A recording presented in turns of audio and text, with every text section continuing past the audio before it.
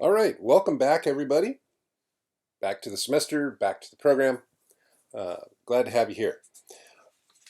This is the recap video for the beginning of Mart 430 3D character animation, and wanted to run over just a handful of things, tools in Maya that are going to be important to use just to kind of get everybody back on the same page. Before I do that, just want to remind you all of the material for the course is now on Canvas. I have my link to Canvas right there. And of particular importance is the syllabus. Please be sure that you've read through the syllabus. You can either read it online or you can download it using this link right here, whichever you prefer. But all the course material is in there, and we went through it in class, but just so that you know, it's all right there. So there we go. Okay, I wanted to go over some basic Maya animation tools real quickly, just to remind everybody, get you back up to speed. So the real simple stuff, of course, is setting keys. I'm going to crank this down to about 24 frames, because we don't need that many. The real simple stuff is setting keys, and you can set keys one of two ways, actually one of three ways. You can hit S, and when you set that key, you get that little red mark right there. Shows you that there's a key. That sets a key for transform, rotate, and scale, plus visibility. They don't really do much with that.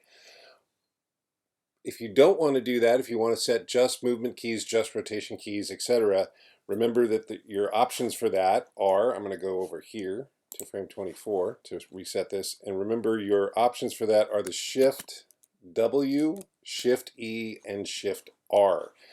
W is move, E is rotate, and R is scale. And that'll set keys just for the X, Y, and Z coordinates for that tool. Now the other way you can do it, which is really kind of nifty, is by using the auto key tool.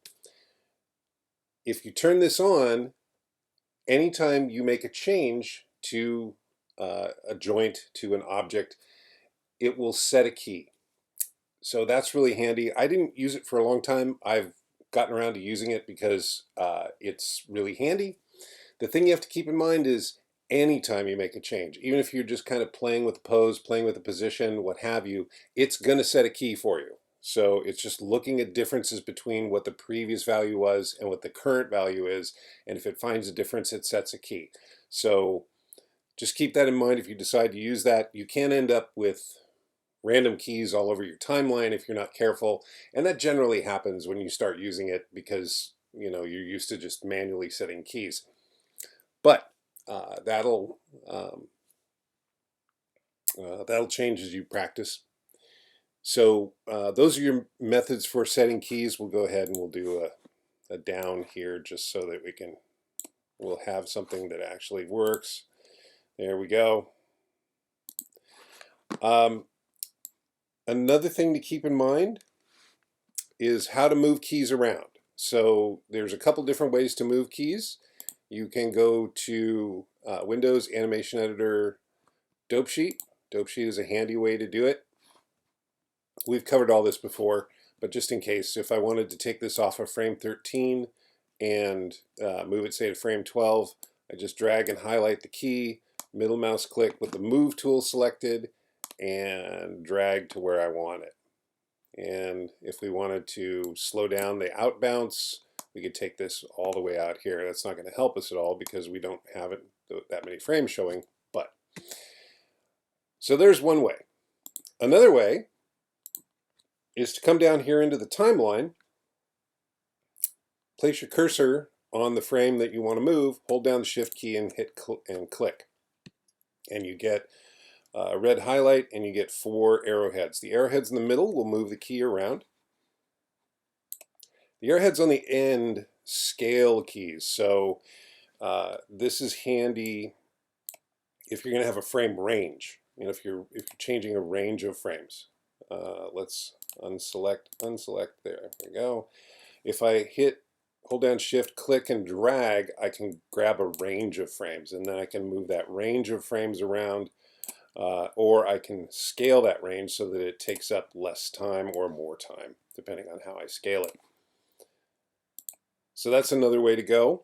If you scale your keys, make sure that you go in and you snap your keys back to whole frames, because the minute you start scaling keys, they'll land on subframe keys. The keys will be subframe keys. So it'll be, instead of frame 10, it'll be frame 10.6. And while that can be handy in some instances, in animation, typically we don't do that.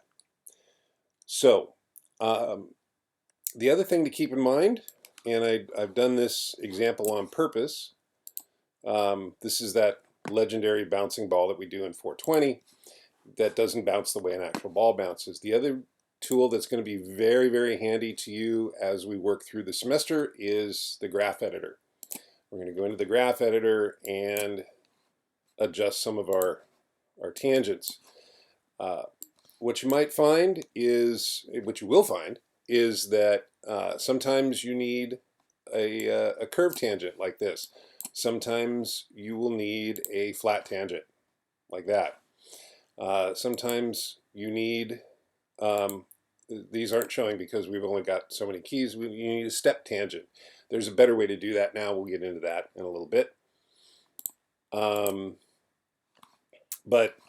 you're going to spend a lot of time in the graph editor adjusting your tangents. So just be aware of that.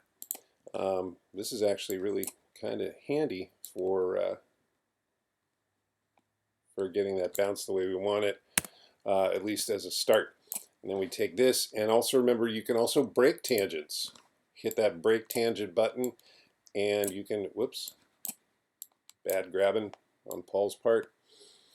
You can grab those handles and start moving them around to get the kind of tangent line that you need for the action that you're after. So here we go, and now we've got a bounce that looks like a bounce.